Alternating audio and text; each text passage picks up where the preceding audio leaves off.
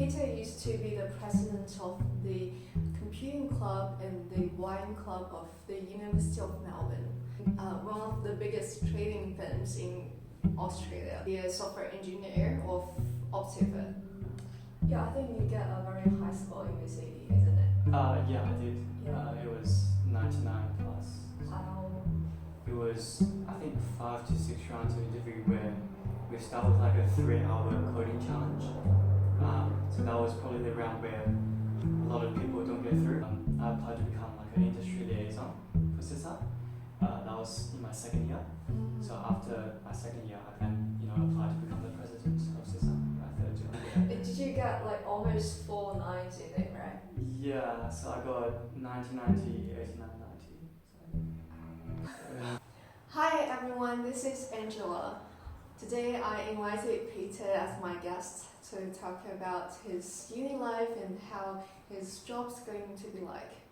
Peter used to be the president of the computing club and the wine club of the University of Melbourne.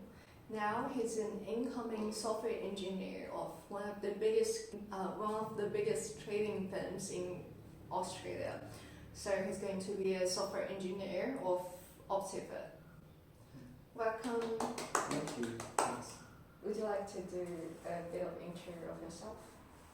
Sure. So I'm Peter. I came from China, and I came here for high school initially 6 years ago, and then I finished high school, finished uni, and now I'm moving to Sydney for work. Where are you going to work at? I'm going to be working as a graduate software engineer at Optiva. So that's like a market-making firm. So today we are mainly going to talk about how you get here, when you get here, and what your uni life is like, and how did you spend your time on studying club, and also how did you find the job, and what effort you have been making all the way through here. Okay, sure. So firstly, we are going to talk about the experience part. Would you like to talk about when you get here, and what did you find when you first got to Australia? Yeah, sure. So I arrived here in 2014 initially. I was 15 years old back then, and it was like a very new environment of going to high school in Melbourne and not speaking English all that well back then, and I found it pretty difficult to kind of blend in and make friends initially. But I think as I went along, especially during like sports and whatnot, like you really start to make friends and just get in touch with the community. Yeah, I do think that like when we get to uni is a very important part for making friends, and like sport might be a very good way of the start. Yeah. Also, I think you like soccer as well. Yeah, I played a lot of soccer in high school, so yeah. It was How about did you do that in uni as well? Casually, so not really like in a formal team. Not really like that. And how long was your high school? I studied here from year 10 to year 12. Oh, so that's 3 years. 3 years. And then you did VCE to get to. Yeah, that's right. Yeah, I think you get a very high score in VCE, isn't it? Yeah, I did. Yeah. It was 99 plus. It was That's very impressive. Yeah, thank you. And after you got to uni, how did you make to choose what major you were going to study? Yeah, so when I was in high school and in year 12, I joined the robotics club. So it was there I kind of realized that like I can build all sorts of things like a clock or a watch or something like that. And all of those things kind of involve coding. And I also realized that like I enjoy coding more than the mechanical or electrical side of things. So that's why I decided to do like data science and computer science as a combination at Melbourne Uni. So that's where I kind of found my passion and went along. Have you done any code before you entered the uni, or did you? I taught myself Python, but it wasn't really serious. When did you start it? Just before uni. So, yeah. So like the whole day before uni. Yeah. How did you find the self-teaching part? Was that difficult or? Yeah, it was actually pretty difficult because you understand how Python works, and then even though you sort of understand it, it's kind of hard to get started as a complete beginner. So I find university, especially the fact that they give you like vigorous assignments, that really helped me to get into the rhythm of coding and get familiar with different languages and tools. Yeah. So I think the first subject that get everyone into coding is C1P 101, Yeah. which is Python subject, Yeah. working on group learning. Yeah. Although it's kind of interesting because as an international student, I have to pay $5,000 roundabout for doing that subject, whereas when I learnt it myself, I bought an online course for $13 and $14. So there's only like a very massive difference between these two, and I don't know if that's something that would just come with time, like getting more experience with coding, or if it's that subject that actually gets me, into coding. It's hard to say. It's debatable. So. Do you find self-teaching very important in computing area?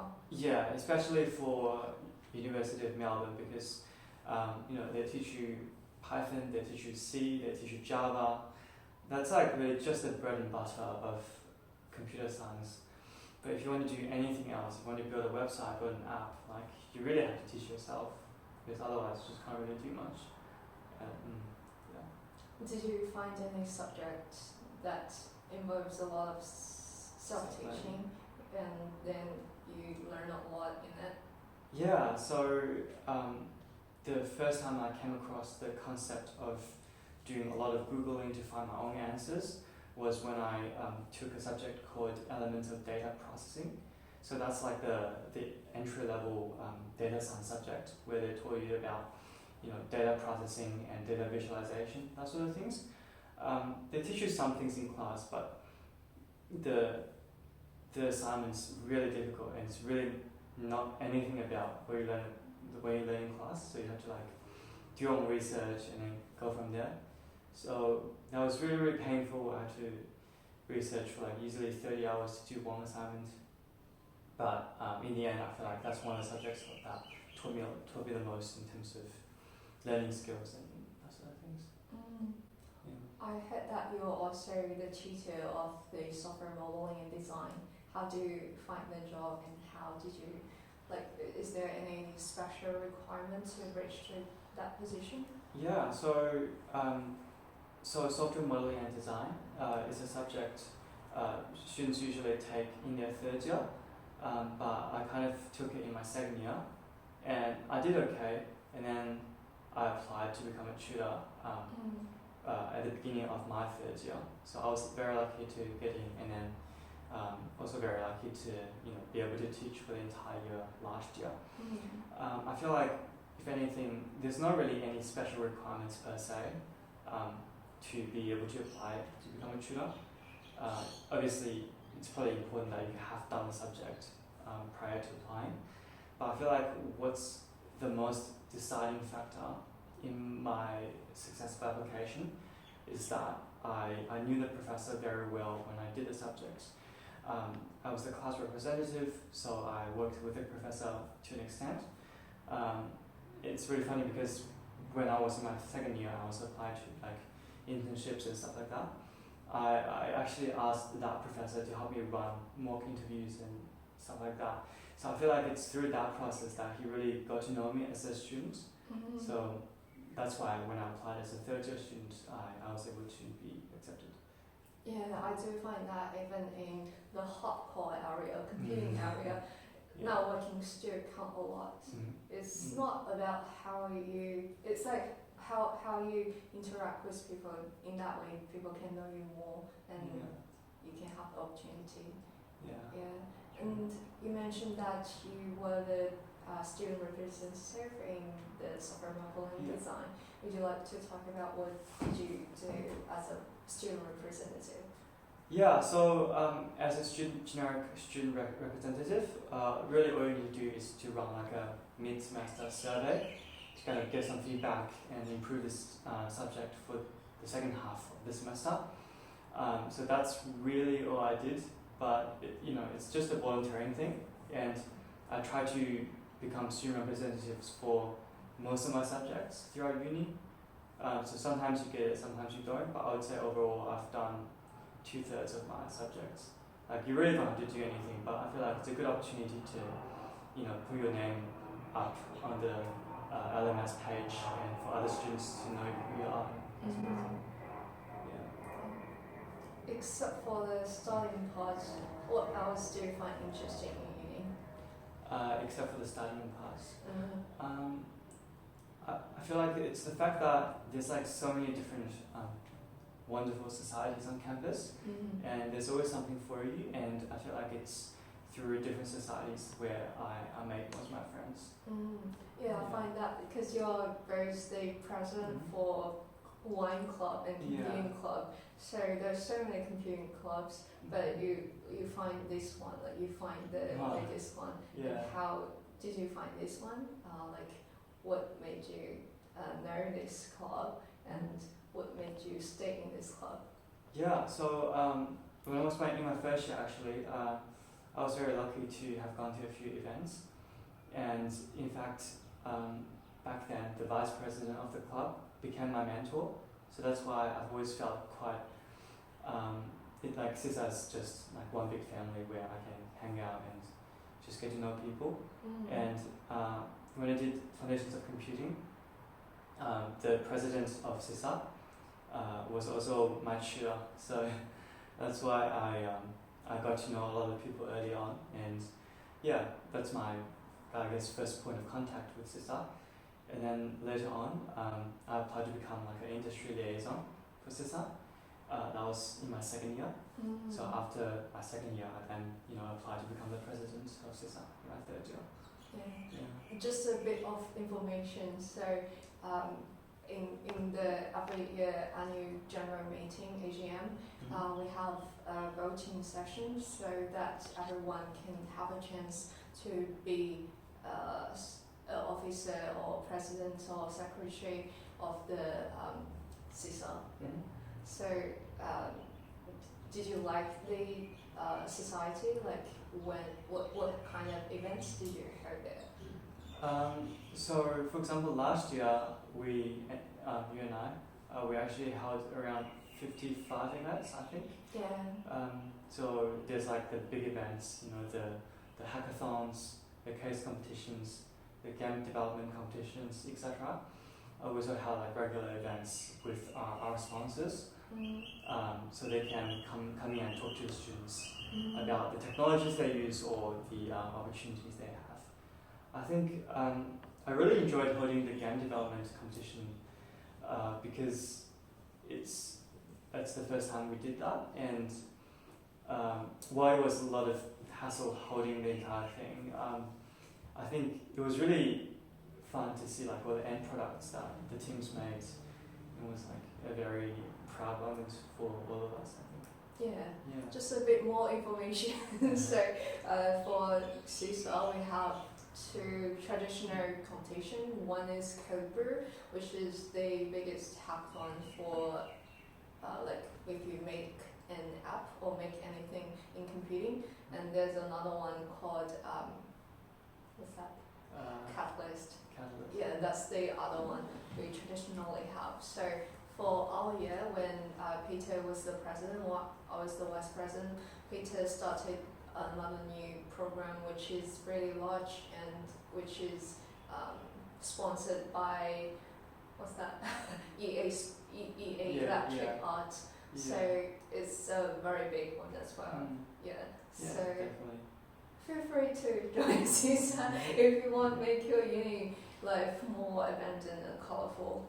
You definitely have more opportunities to reach out to different kind of people, to students, tutors, lecturers, and also people from industries. Yeah, definitely. It's great. And how do you find the wine club? Because it's like it's very interesting because there is a stereotype Sigma, saying Yeah. that computing student is not that active in the network events. But you are definitely an exception, and you are one of the most successful ones in all the students. So I think when it was my first year, I had a few friends who was on the committee for the wine society, and so I used to go to all the wine tastings as a participant.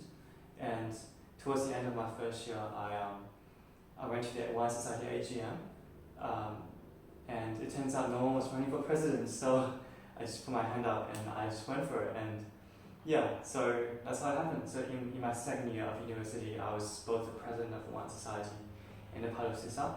So that was a very hectic period where there's heaps of things to go to and heaps of things to organize. And yeah, that was pretty challenging.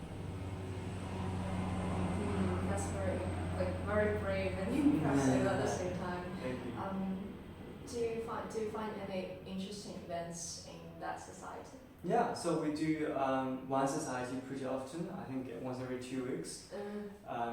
So every time to organize a wine tasting, we have to obviously buy all the wines and then buy a lot of plastic wine glasses, and then we just set up shop on one of the lawns at the university and put up some cheese and grapes. Yeah, it's pretty good. So you can find lots of interesting people from all the different disciplines at uni. Yeah. I think instead of saying that it's a wine taste or cheese taste event, it's pretty much give everyone a chance to have a bit of talk and make some friends. Yeah, that's definitely the case. Yeah.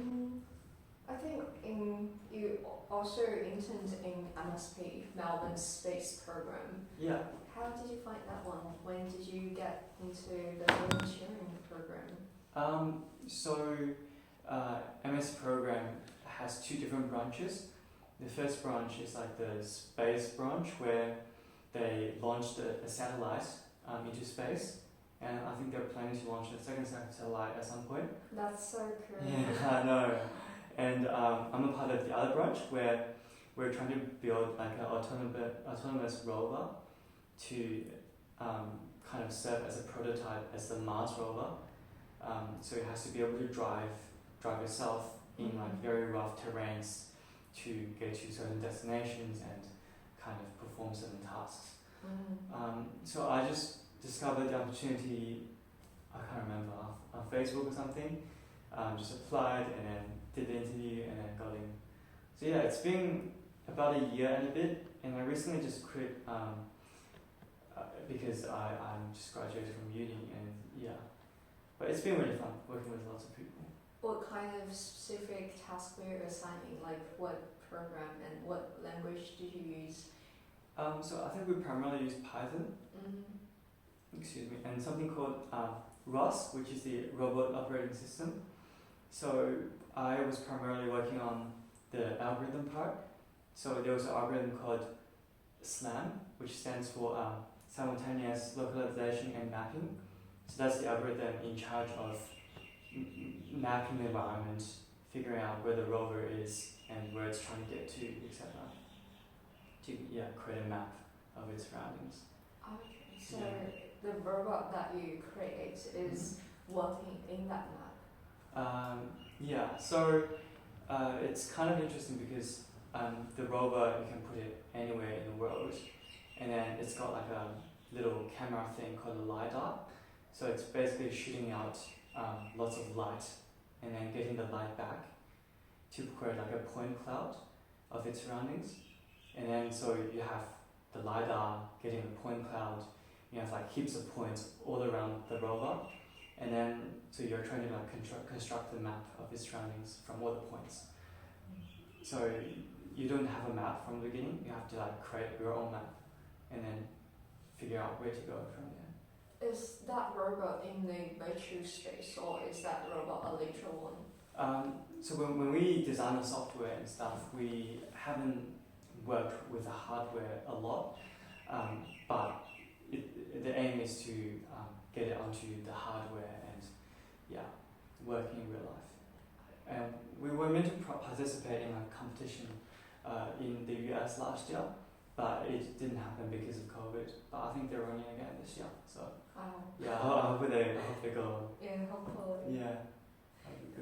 Except for the community part and the studying part, you just get the job from Optiva, which is one of the best opportunities in all the Australian students.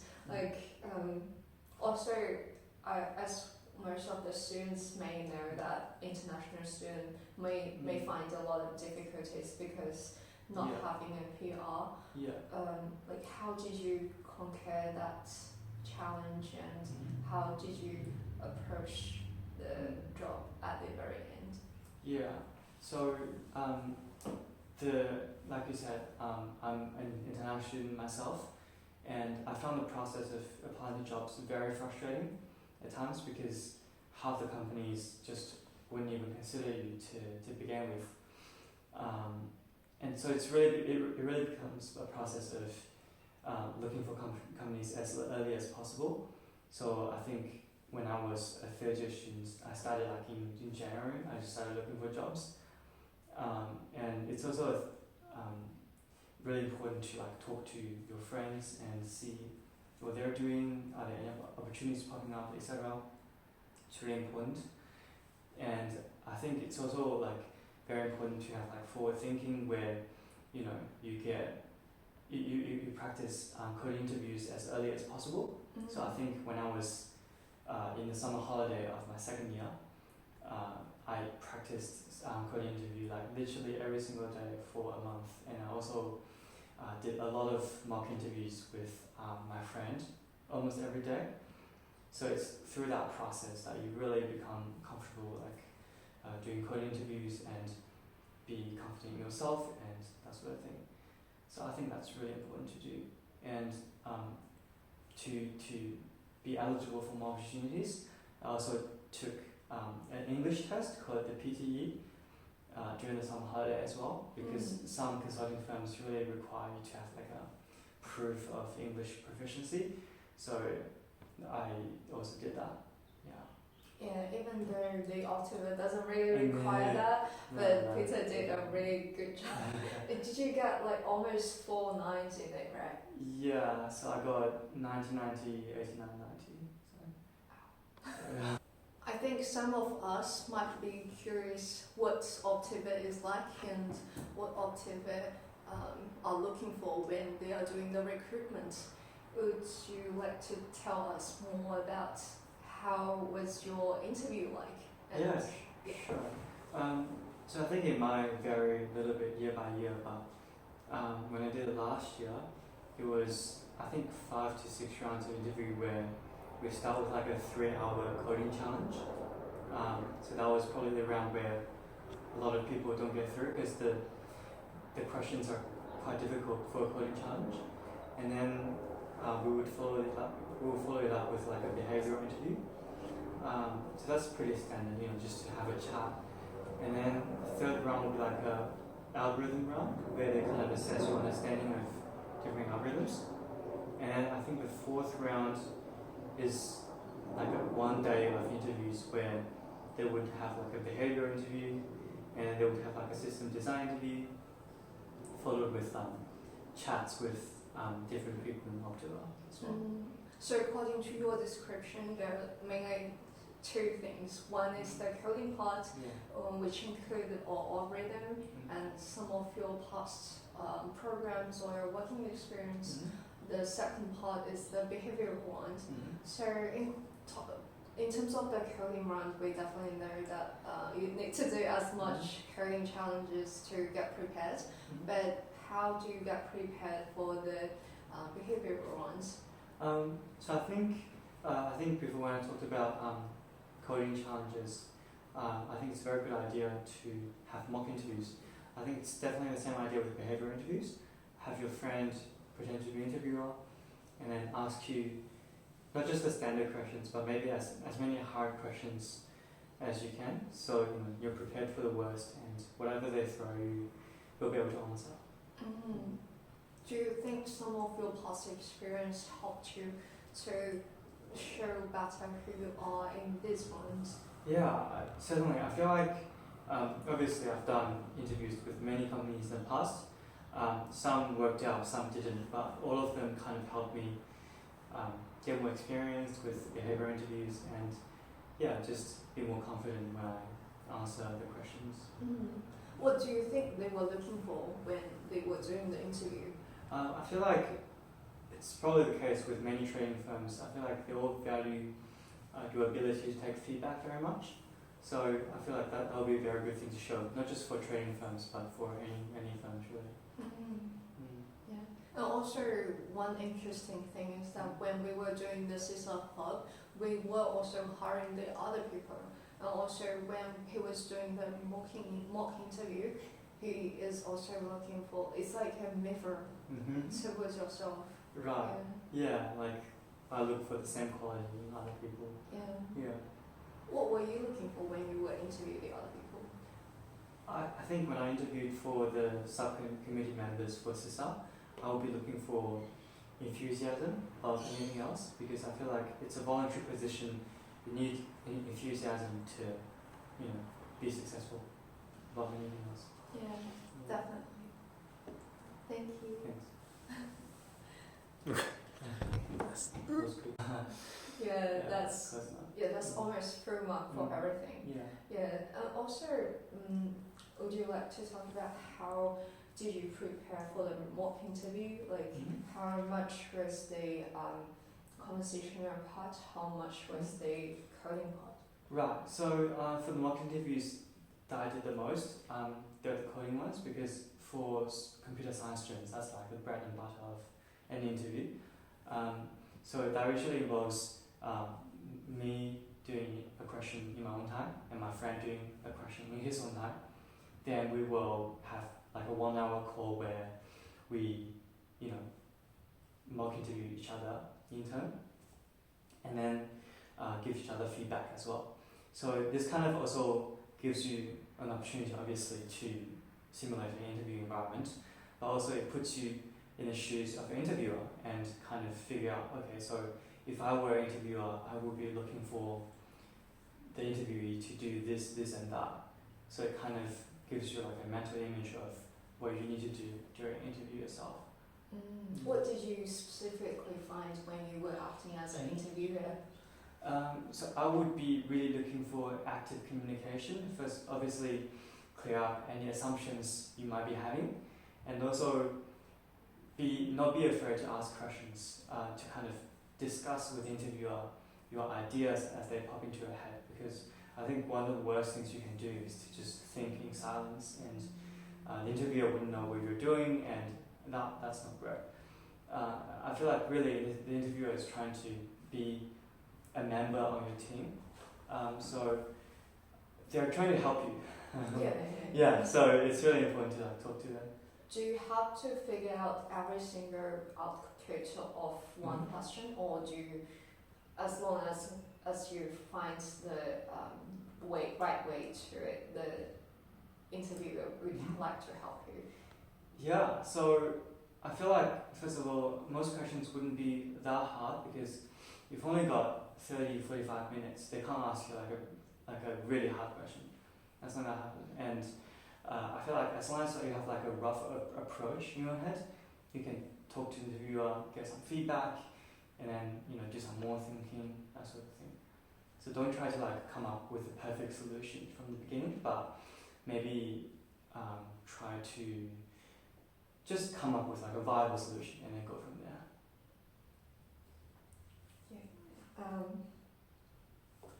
Except for the coding part, we just mentioned the PTE.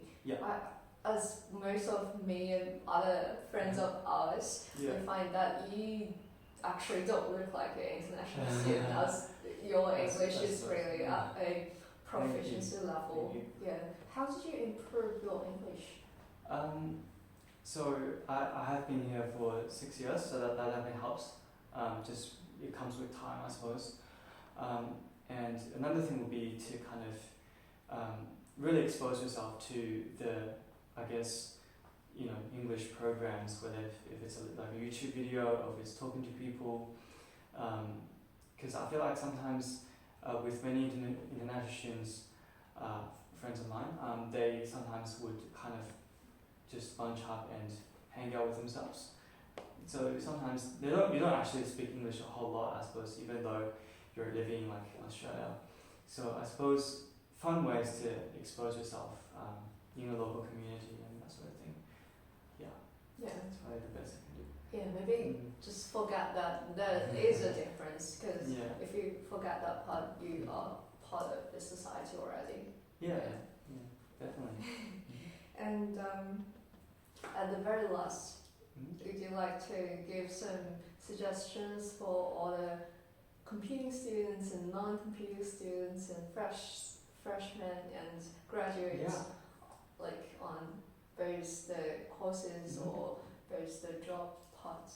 Yeah, definitely. So it really depends on who you are. If you're someone who wants to do your studies and be with yourself, then my suggestion for you will be to kind of explore what uni has to offer to you, because really, whether if you're international or local, you pay so much money for uni, for content that you can probably pay much less for anywhere else. To really, I feel like you're not only paying to study at a university, you're paying to meet people and expand your network. So go to club activities, those sort of things. So that's for people who are kind of more introverted. But for people who are more extroverted, people who already want to immerse themselves in like all sorts of things, my advice for you would be to don't try to do everything, because then it's likely that you can't do anything well and you won't actually enjoy anything. So maybe pick up the 2 or 3 things that you think is the most important to you and fully focus on those alongside your studies. So I feel like that's how you get the most out of your uni life and maintain like a good academic track record. What did you pick?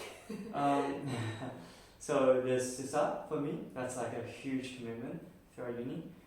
There's also the Melbourne Space Program, and that's pretty much it. That's what I do. Yeah. That's very like computing oriented. Yeah. As you mentioned that you have picked several tasks at the same time, how did you deal with your some pressure, and how did you, because we know that computing might be some difficult task, how did you face those difficulties? Sure. So yeah, like you said, a big part of computing is that you have super long assignments that take 20-30 hours to do. So it's really important to kind of get an early start. But another good thing is they also give you 2-3 weeks to do it. So you can be flexible. You can be flexible about if something's more urgent, then you do that first. If you have to plan an activity for a club, then do that first and then get to your studies. So it's just about planning and really knowing, okay, what am I going to do today? What am I going to do this week, for example? So just have a clear mental image would really help. And how did you do the time management? As you said that you pick CISA community, because we do know that it's almost every week we have 2 or 3 events at the same time. And as a president, we probably need to go to every single one of them. And also you have the tutoring task, you have the volunteering for the MSP task. How did you manage your time at the same time?